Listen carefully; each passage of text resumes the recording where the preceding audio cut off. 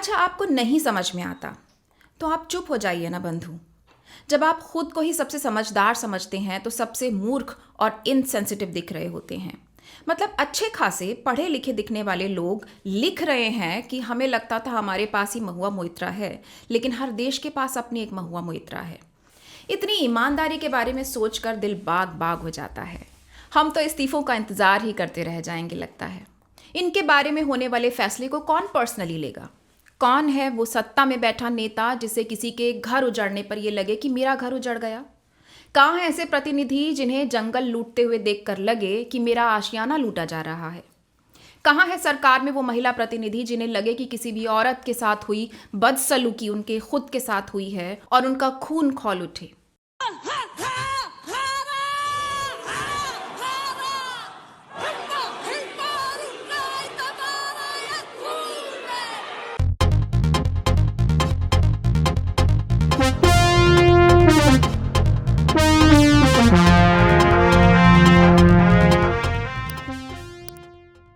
नमस्कार, स्वागत है TCH पर एक बार फिर से मेरे शो में।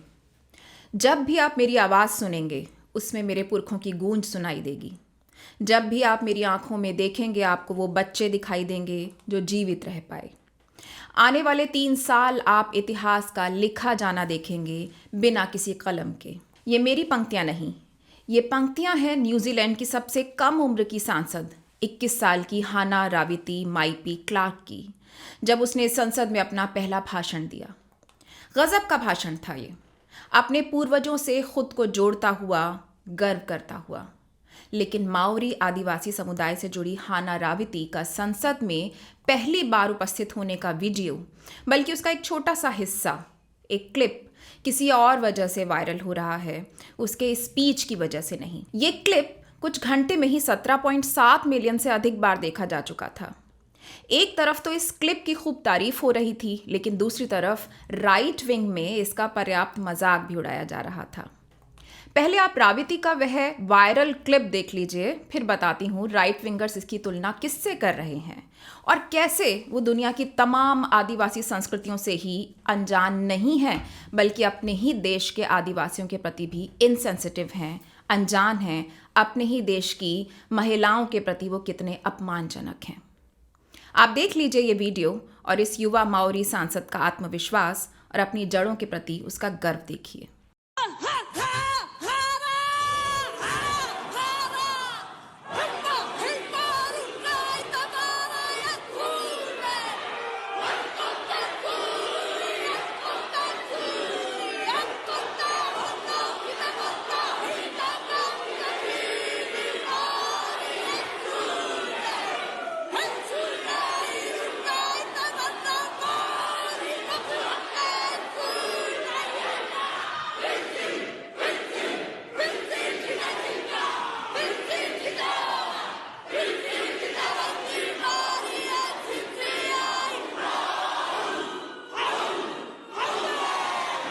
ये जो परफॉर्म किया इन्होंने अभी ये माओरी हाका है। हाका यानी एक तरह का वो डांस जो युद्ध के समय भी किया जाता है और शांति के समय भी, अपनी रूट्स को ऑनर करते हुए।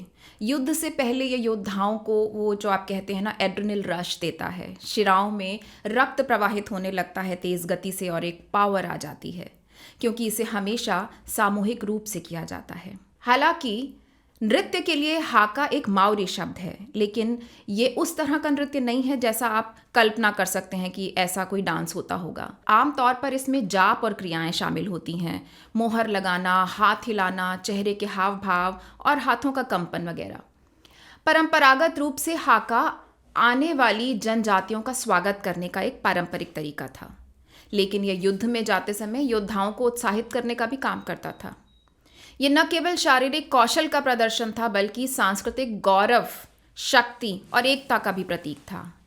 आज लेकिन इस हाका का इम्पोर्टेंस सिंबॉलिक ज़्यादा है। सम्मान का संकेत इससे दिया जाता है। खेल आयोजनों में, शादियों में, अंत्येष्टि में और पारंपरिक वेलकम करते हुए। जैसे आपको याद होगा 2013 में बियॉन्से जब न्यूजीलैंड गई थी अपने कंसर्ट के लिए, तो उनके स्वागत में हाका किया गया था और ख़ुद बियॉन्से इसमें बड़ी खुशी से शामिल हो गई थी। खेल के दौरान किए जाने वाले हाका में सबसे फेमस है न्यूजीलैंड की रग्बी टीम ऑल ब्लैक्स, उसका हाका जो पिछले 120 साल से हर मैच के शुरुआत में वो लोग करते आ रहे हैं, अपनी टीम का उत्साह बढ़ाने के लिए और सामने वाली टीम को थोड़ा सा प्रेशर में लेकर आने के लिए। ऐसे एक्सप्रेशन और हाथों के कंपन वो करते हैं, पैरों पर ज़मीन के आघात करते हैं, सीना ठोकते हुए उसे करते हैं। ये कहना हालांकि अंधविश्वास होगा कि हाका की वजह से ऐसा हुआ, लेकिन आंकड़ा बताता है कि टोटल 612 में से ऑल ब्लैक्स ने अपने 77% मैच जीते हैं। मतलब ये कि हाका का ये पारंपरिक माओरी प्रदर्शन सभी न्यूजीलैंड वासियों के लिए गर्व की वजह है। इसे पूरी दुनिया में प्रदर्शित भी किया जाता है। फिर भी हाका की अंतर्राष्ट्रीय प्रतिष्ठा के बावजूद बहुत कम लोग इसका ओरिजिनल अर्थ और इसका उद्भव समझते हैं। अच्छा, आपको नहीं समझ में आता तो आप चुप हो जाइए ना बंधु। जब आप खुद को ही सबसे समझदार समझते हैं तो सबसे मूर्ख और इनसेंसिटिव दिख रहे होते हैं।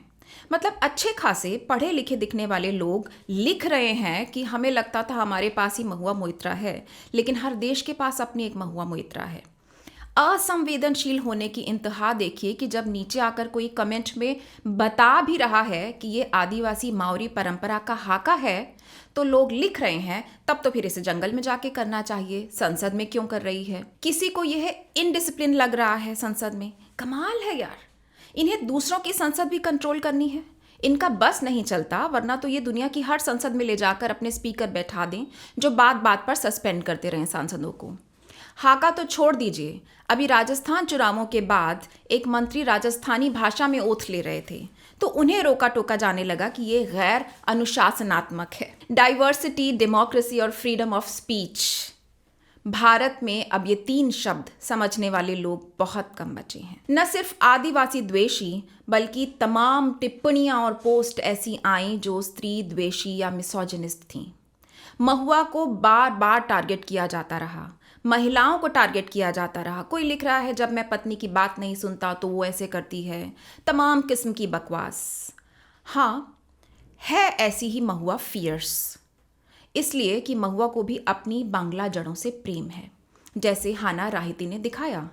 आपने नोट किया होगा उनके हर भाषण में अपने आप कोई बांग्ला पंक्ति आ जाती है। कभी वो सुकांत भट्टाचार्य की कविता को कोट करती हैं। और हाँ, ऐसा पावर और आत्मविश्वास भी उनके भीतर है। भले ही हाना राहिती और महुआ मोइत्रा दोनों का एक साथ मजाक आप उड़ा रहे हैं, लेकिन सच ये है कि आप सिर्फ और सिर्फ अपनी इनसेंसिटिव सोच का प्रदर्शन कर रहे हैं। और अब संसद में अनुशासन की परिभाषा वो अंधभक्त देंगे जिनके सम्माननीय सांसद रमेश बिधूड़ी चलते हुए सत्र के बीच एक मुस्लिम सांसद दानिश अली को भद्दी गालियां देते हैं, जिनके नेता अपने भाषणों में भद्दे और अश्लील एक्शंस करते हैं। ये सब अनुशासन है? आदिवासी मुद्दों और संस्कृति के बारे में उन्हें क्या ही पता होगा जो अपने ही देश में आदिवासी हकों को अडानी को बेच रहे हैं। हसदेव बचाओ रैली से अनजान बने हुए हैं, कॉरपोरेट्स के हाथ में खेल कर देश को खोखला कर रहे हैं। पूरा गोदी मीडिया चुप है। आदिवासी बार बार कह रहे हैं कि हसदेव अरण्य में पेड़ काटे जाने से न सिर्फ आदिवासियों की आजीविका प्रभावित होगी बल्कि पूरा इको बैलेंस बिगड़ जाएगा। हाथियों की समस्या के प्रति बार बार जागरूक करने की कोशिश कर रहे हैं, लेकिन आदिवासी सरकार के लिए महज टोकनिज्म बन के रह गया है। सबसे ऊंचा पद दे दो, 2-4 पोजीशंस दे दो, बस। ये उस कॉलोनियल सोच से कहाँ अलग है जो अंग्रेजों के समय रही। अंग्रेज भी संसाधनों की लूट करना चाहते थे और आज के पूंजीपति भी, जिनका सरकार पूरा साथ देती है। और जिस तरह जंगल की लूट के खिलाफ भारत में आदिवासियों ने अंग्रेजों के खिलाफ मोर्चे खोले, उसी तरह न्यूजीलैंड में भी हुआ। 18वीं 19वीं सदी की कहानी पूरी दुनिया में बहुत अलग नहीं है। अभी तक आप न्यूजीलैंड की जसिंडा आर्डन की प्रसिद्धि सुनते आए थे। कहा जाता रहा कि वो सेलिब्रिटी पीएम हैं। जब अपनी मेडन स्पीच में हाका से शुरुआत करके हाना राहिती भी दुनिया भर में प्रसिद्ध हो गई हैं, तो शायद उनको भी सेलिब्रिटी माना जाने लगेगा। आखिर क्यों इस युवा सांसद ने हाका से अपनी पहली संसदीय स्पीच की शुरुआत की? असल में न्यूजीलैंड एक आइलैंड देश है जिसमें मेनली ज़मीन के 2 बड़े हिस्से हैं, नॉर्थ आइलैंड और साउथ आइलैंड, और इसके अलावा 700 छोटे छोटे आइलैंड्स हैं। ये वो आखिरी आइलैंड है जहां इंसानों की बसावट शुरू हुई। 1280 से 1350 के बीच पोलिनेशियंस यहाँ आकर बसना शुरू हुए और माओरी कल्चर को उन्होंने विकसित किया। 1642 में 1642 में यहाँ पहला यूरोपियन आ गया, एक डच एक्सप्लोरर एबेल तस्मान। बस फिर क्या था, यूरोपियंस को एक और देश का पता चल गया और फिर वही कहानी जो हमारे लिए तो नई कहानी नहीं है, कहानी कॉलोनाइजेशन की। युद्ध होते रहे माओरी और ब्रिटिशर्स के बीच में। कई बार माओरी हारे, विस्थापित हुए, उनकी ज़मीनें लूटी गईं। 1840 में ब्रिटेन के प्रतिनिधियों और माओरी नेताओं के बीच ट्रीटी ऑफ वाइटांगी हुई। जैसे हमारे यहाँ ईस्ट इंडिया कंपनी थी, वैसे वहाँ न्यूजीलैंड कंपनी थी जिसने नॉर्थ आइलैंड को कॉलोनी बनाया और फिर फ्रांस से बचाने के एवज में कि हम तुम्हें फ्रांस के हमले से बचाएंगे, उनके इंट्रूजन से बचाएंगे, इस एवज में माओरी लोगों को उनकी ज़मीन, उनका इलाका, उनका कल्चर, सबकी सुरक्षा का वादा दिया और उन्हें ब्रिटिश प्रजा का दर्जा दिया। बिल्कुल वैसे ही जैसे पूर्ण स्वराज की घोषणा से पहले तक भारतीय नेता ये मांग कर रहे थे कि कम से कम हमें उस तरह से तो ब्रिटिश प्रजा माना जाए जैसे आप अपनी और कॉलोनीज़ को मानते हैं, ताकि कम से कम उतने अधिकार हमें मिल जाएं जितने ब्रिटिश प्रजा को हर जगह मिलते हैं। 1907 में न्यूजीलैंड एक डोमिनियन स्टेट बना। ब्रिटिश साम्राज्य के भीतर ही एक मोनार्की थी, किंग वाला सिस्टम, वो वहाँ स्थापित हुआ जहाँ अपने देश के लोगों के बारे में निर्णय लेने के पावर्स आपके पास होते हैं। 1947 में ही न्यूजीलैंड पूरी तरह आज़ाद हुआ, लेकिन monarch head of the state बना रहा। ये थोड़ा सा अजीब है, ये आज़ादी का कॉन्सेप्ट न्यूजीलैंड के साथ थोड़ा सा अलग है। जसिंडा आर्डन ने भी अपने कार्यकाल में ये बार बार कहा कि एलिजाबेथ सेकंड इनक्रेडिबल महिला है, उनका सम्मान भी वो करती रहीं, लेकिन साथ साथ ये बोलती रहीं कि अब न्यूजीलैंड को रिपब्लिक बन जाना चाहिए। क्वीन और किंग के लिए सम्मान और न्यूजीलैंड का रिपब्लिक बनना, ये दोनों बातें एक साथ एग्जिस्ट कर सकती हैं।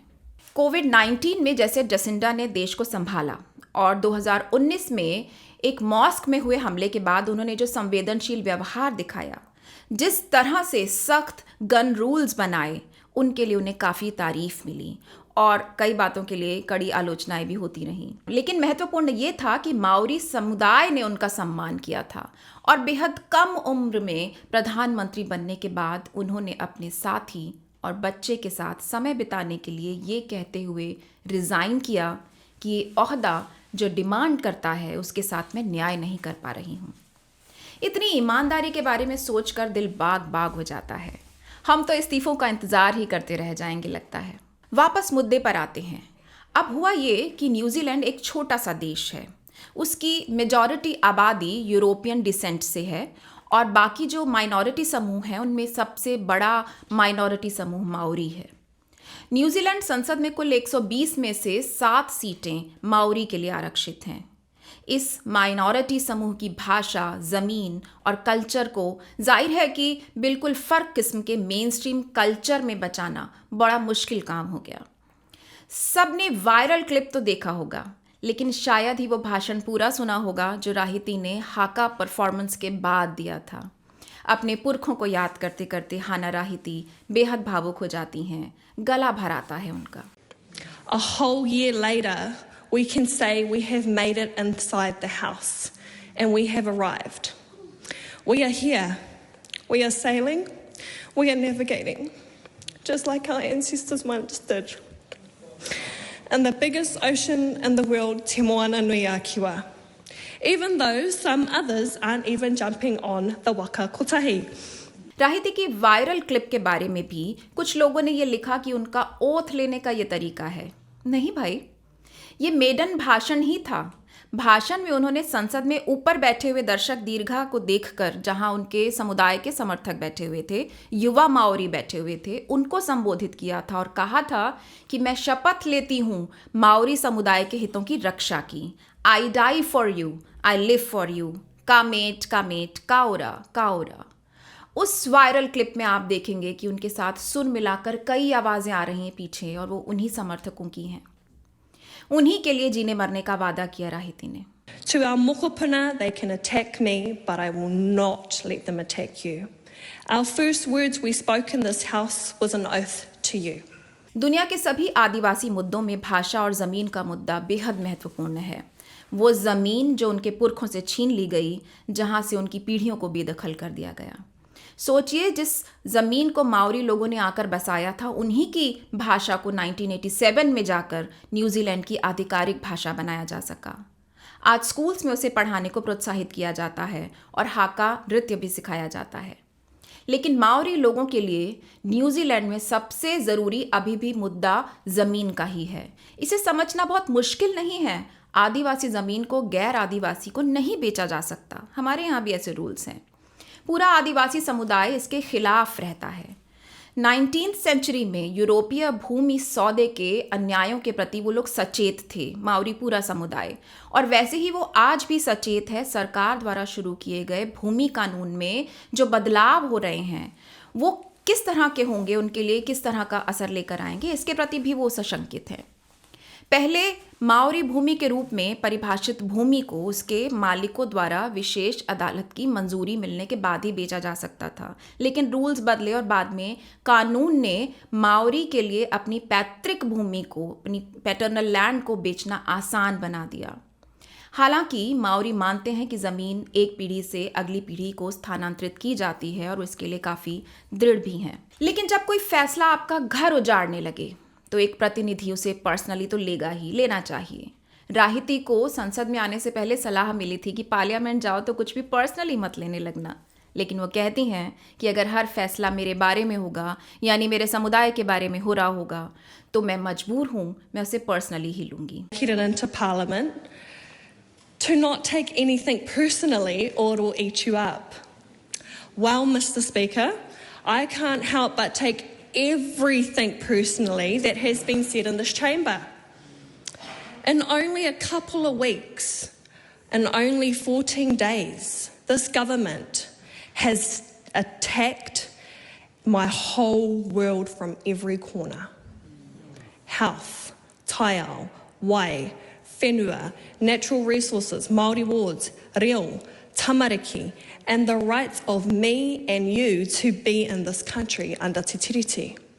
How can I not take anything personally when it feels like these policies were made about me? इस वक्त मैं ये सोच रही हूँ कि अभी राम मंदिर की खातिर लखनऊ में न जाने कितने लोगों को बेघर कर दिया गया। 4 PM पर इसकी रिपोर्ट आई। ये किसके लोग हैं?